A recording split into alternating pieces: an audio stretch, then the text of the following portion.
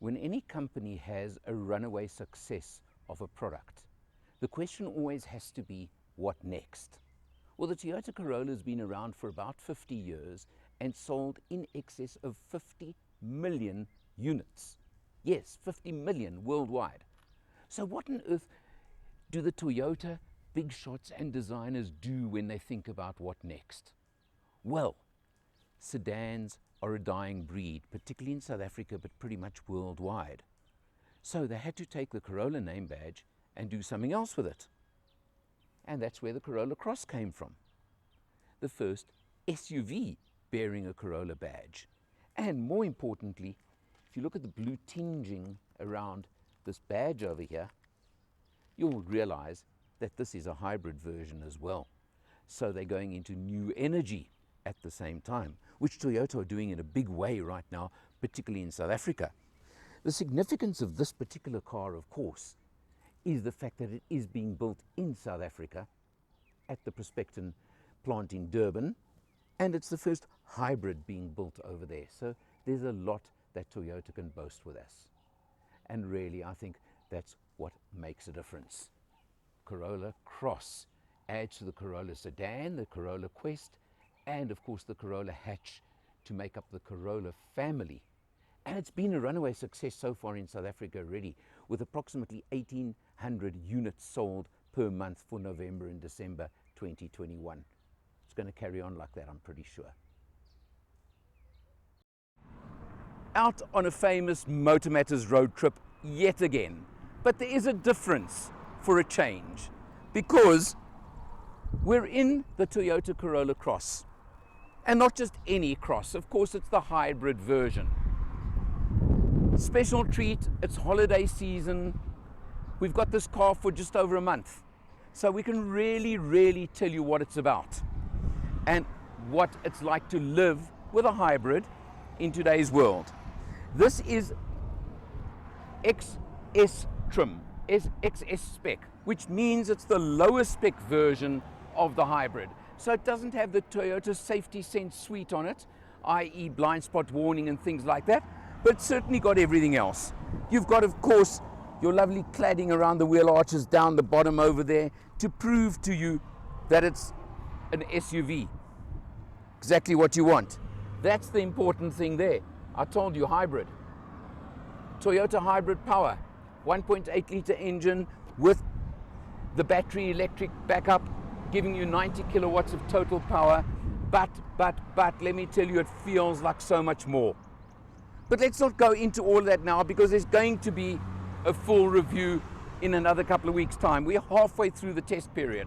But what I want to tell you is we've done a holiday trip with luggage for a few nights for two. We've done a couple of road trips, as in now today coming out to Hartbeespoort for a change. And of course we've done lots and lots of urban driving. What is incredible about this car, as far as I'm concerned, is a C-segment SUV with decent power, CVT automatic gearbox, everything you want for a family car. 1,500 Ks so far done, and we're showing 5.2 litres per 100. Can we keep it there? That's going to be the question. Will we keep that fuel economy? Will it go up? Will it go down? Let's see, let's find out. But it's a lovely, big, spacious vehicle. Lots of space in the rear seat. Family, family, family. That's what this is about. And that's what Corolla has always stood for. And Corolla Cross has moved it into the new era in the same way. Wait for the next installment. Well, we're now 3 weeks into our extended test of the Toyota Corolla Cross. So let's look at some of the features that make it a family vehicle. We start off round at the back over here. Of course, the nice big hatch. You know what they like. And look at this boot. Toyota's figure 440 litres of boot space is certainly family size. You've got the nice cover over here that you can move around, you can change if you want. Underneath this boot board and the toolkit, you've got a space saver spare wheel. The less I say about that, the happier I'll be, quite honestly. But of course, 440 litres is plenty for family travelling. And you can always drop the rear seats 2/3, 1/3 if you really wanted to create well over 1,000 litres of load space, obviously at the cost of passenger space. Now let's check out back seat, because that's where the family will be travelling.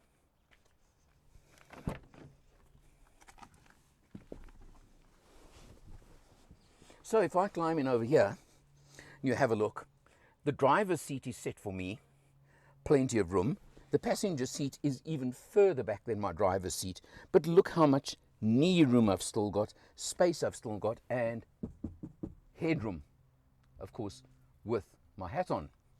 The good feature you've got at the back here as well, that I think is so important, is you've got aircon vents for the rear passengers, and look there, 2 ports for charging. At least 2 kids can be happy in the back, can't they? Or 2 rear seat passengers. That is what makes a family vehicle, and that's what makes it so important. You've of course got the leather trim, and you've got Isofix on the 2 outer rear seats as well, just to make it more and more comfortable. And of course, all these features add up and go together to give you lots of comfort, and that's really what you're looking for in any family vehicle. We'll give you another video soon showing you, of course, the driving experience and overall, and it's going to be probably the final one where we can tell you exactly what kind of fuel consumption we achieved. It's gone up a touch from the first video. It was on 5.2 litres per 100. We've done a lot more urban driving since then, and freeways, we now are on 5.3. Don't think anybody would complain about that. For Motor Matters, I'm Alan R. This is just an interim report, but I'll see you next time.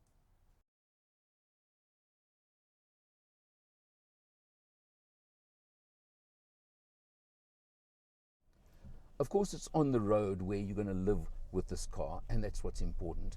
I very deliberately have my driver's window open. We're not on the freeway or anything, we're in an urban area, but I very deliberately have it open. You can hear the engine's actually running now. It's not in EV mode. What I think I'll do is I'll actually switch it into EV mode for a moment, so that you can, let me just stop the car, so you can experience that. And it's telling me it's not available right now. Okay, not important. Let's just drive. But there's something about this car, and that's why I've got the window open. And we're just going to go to a stop street. You can hear I'm very much in the eco band on that gilt meter that I showed you, which is important. And you can hear with the driver's window open, it's pretty quiet. But now this is one thing where, you want me to say this car's perfect? I can't, because the gearbox and the engine and everything is, when you accelerate hard,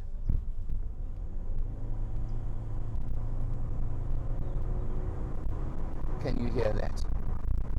And that's just on an urban street, but I wanted you to experience. I'll give you another example of it in a moment, but I think you may be getting the idea.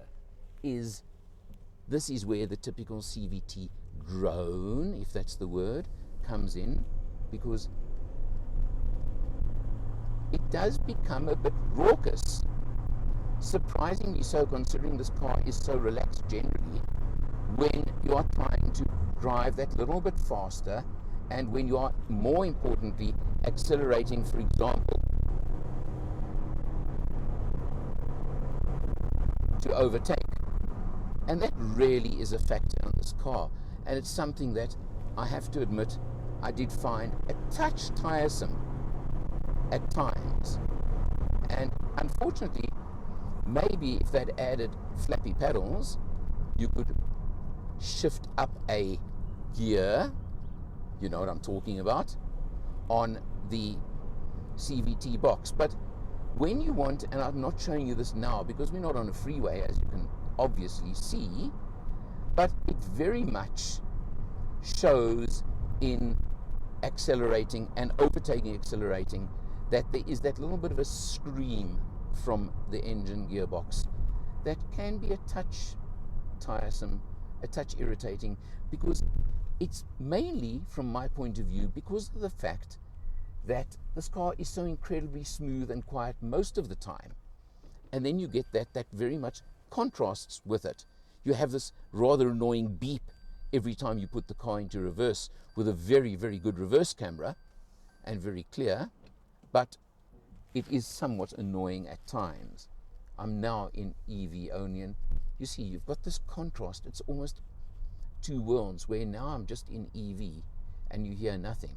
But what you can't take away from the car, although I do find that a touch annoying, is it's smooth, it's comfortable. No, it's not a sports car, so don't expect sports car handling. But it handled the dirt road exceptionally well. Smooth, comfortable, stable on a dirt road, which was very, very important to me. Obviously, the extra ground clearance of any SUV helps and makes a difference. So you have that factor as well. So overall, this really does win hands down as a nice family cruiser. May I call it mom's taxi for wanting to take the kids to school every day, things like that. It certainly works superbly. But the only thing that takes away from it really being 100% great has to be that factor where that gearbox just kind of gets a little bit over. Listen to this now.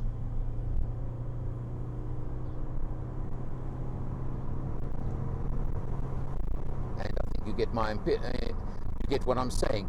The only way you can avoid it a little bit is to just tap off the accelerator slightly. But then, of course, if you're wanting to overtake, that's not the best idea either. But other than that, driving this car for a full month, 2,100 odd kilometers, it certainly has proven itself. Let me put it that way. Okay, so behind the wheel, very important, of course, and we've actually got it back down to 5.2 litres per 100. This is going to be the end of the test, the final one, so I'm going to give it to you. We've done approximately 2,100 kilometers now, really mixed driving. It's so much you can call it a mixed bag of driving, and exactly what everyone can experience with this car, 5.2 litres per 100. Yeah. Now, let's look at that one over there, because notice there's no rev counter over there, but so what, doesn't matter. But that I call a guilt meter. Why do I call it a guilt meter? Because you want to keep it in at least eco and not go into the power. That's where you want to keep it if you really can while you're driving the car most of the time. But of course you can change, you can do things. I'm not going to worry too much, and you can move a little bit through there, but those are not important at all as far as I'm concerned. You've got your multifunction steering wheel, all very standard. I don't think I have to show you too much over here. You've of course got cruise control, etc., etc. You've got voice recognition for example, dialing a phone number, all those sort of items you've got. What is important to me is, for example, you do have auto on headlights, and you even have auto wipers on this one. On this side over here, those are important. Of course, there's the button you press to hit the power. Now, remembering the fact that the engine is on right now, but of course dead silent because we are in electric mode. Let's come across to the center screen over here. Again, very standard. We're in the basic function over there. That's home. I can press menu. You know how all of this works. I don't think I have to tell you too much. This is an interesting one over here. If I press info and you look at the screen, look over here. It gives you, you can see your trip information, how long after start, etc., etc., and your consumption at any given time. And that shows when you're in electric mode, which is the important one. I can press history and you can see my last few trips. Look at that over there. And that's why I'm showing that 5.2. The worst I had was a 5.7. I don't think that's bad at all. You've got everything else on the screen. I'm not going to show you too much over here. You know what these are all about. My phone, it's set up. It's all working perfectly well for me, etc. You come down over here, you've got your dual zone climate control, works well as well, all nice, all easy, and you've got a single USB over there for the front. I showed you the two in the back, and you've got a nice place for your phone over here that does hold it in place nicely. This, though, is more important because, of course, these little buttons in front of the gear lever, that is to keep it in EV mode only, but you've got to remember the EV only mode is very limited. Limited range, and also the minute you exceed about 40 to 50 kilometers an hour, it says no more EV only. You can switch out the traction control if you really want. I don't know why you do it in this car at all. And drive mode, you have got eco, normal, and sport modes. Quite honestly, I just found it easiest to leave it in normal for the duration of this test. I tried sport once or twice and leave it at that. Gear shift, remembering this is a CVT automatic gearbox. I'll say a bit more about that just now, and you'll hear a bit more about it. We can discuss the CVT. Let's just leave it at that. The glossy treatment around here, well, okay. Sometimes I like it, sometimes I don't. Nice big cup holders here and in the doors. And of course, you've got a nice little hooded compartment here, which does have a 12-volt socket inside it, not another USB. I think I would have liked another USB up front, but anyway, I think I'm being picky. Your dash is, of course, standard. You've got the stitching across over here. It's all very neat, very nice. Now, there are a lot of things I want to say on this car, because remembering this is the XS version, the middle trim in the Corolla Cross range. You get XR above it. And I've been debating this for the last month about, would I buy XS, would I buy XR? There's no doubt in my mind I would buy the hybrid as opposed to the normal petrol version. Although on paper it says the hybrid only gives you 90 kilowatts as opposed to 103 in the non-hybrid version, the response, the acceleration, everything like that, to me, it's chalk and cheese, and I have no doubt, besides that 5.2 liters per 100 kilometers. Fuel consumption that I've got on this test, Toyota claim a 30% saving between the standard and the hybrid. I think it could be even more than that, quite honestly. Just my opinion.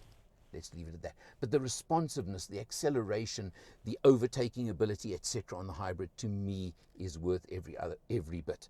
But now I'm going to go a step further, and I'm going to discuss between XS and XR. You're looking at approximately 35,000 Rand difference in purchase price. 413 for this one, approximately 448 for the XR. But what do you get for your extra money? That's the question. And that's the crux of the matter. Well, you go from 5 to 7 airbags. Because, interestingly, in my book, it's almost only about safety between the two. And my regular viewers will know what I think on safety and what I always say on safety. So, extra airbags, important to me. But you also get what Toyota call the Toyota Safety Suite. That brings you, your cruise control becomes adaptive cruise control. You get emergency braking. You get blind spot warning in your rear view mirrors, which you don't get on this version. You get cross traffic warning. You get lane keep assist. It's quite a list, isn't it? And they're all really useful, good safety features on a car that, as far as I'm concerned, I would want on a car I'm buying. Yes, it's costing you 35,000 Rand extra, but I believe it's money well spent. Obviously, the choice would be yours. 413, 448 approximately. It's not that big. It's not even 10%. Look at it that way. And if you're going to keep the car 5-6 years, whatever it is, remembering you do get a 6-service 90,000 kilometer service plan on this car. So 6 years you're covered anyway. You've got an 8-year warranty on the batteries that I know a lot of people are questioning. The batteries. What is the situation and what will they cost to replace? And by the way, the batteries are hidden under the back seat, which is fine, and it's obviously good for weight distribution, etc., etc. And we've looked at the space in the back. It's fine, it's great. But there's one thing this car has that did bug me a little bit. Obviously, because of the batteries over there, they've had to reduce the size of the fuel tank. So you've got a 36-liter tank. Now, wonderful consumption does help, but your range is limited to just under 700 kilometers. Probably 650 before you start stressing. Now, that's something I would have loved to have seen, a balance between the two. 45-liter tank, for example, to give you 800-900 kilometers on a tank would just, in my book, be so much nicer. The Corolla Cross, you don't need to know more about Corolla. The SUV, you don't need to know more about that. As far as I'm concerned, hybrid, hybrid, hybrid. And the price point is certainly unbelievable in the current market. And there's no opposition at this moment in time. The Honda Jazz Hybrid comes closest, but it's not quite in the same category because it is quite a bit smaller and more expensive, interestingly. So good question there, but that's your choice right now if you're going and want this. Well, I suggest you go and check it out for yourself now. For Mathematters, I'm Eleanor. I'll see you next time.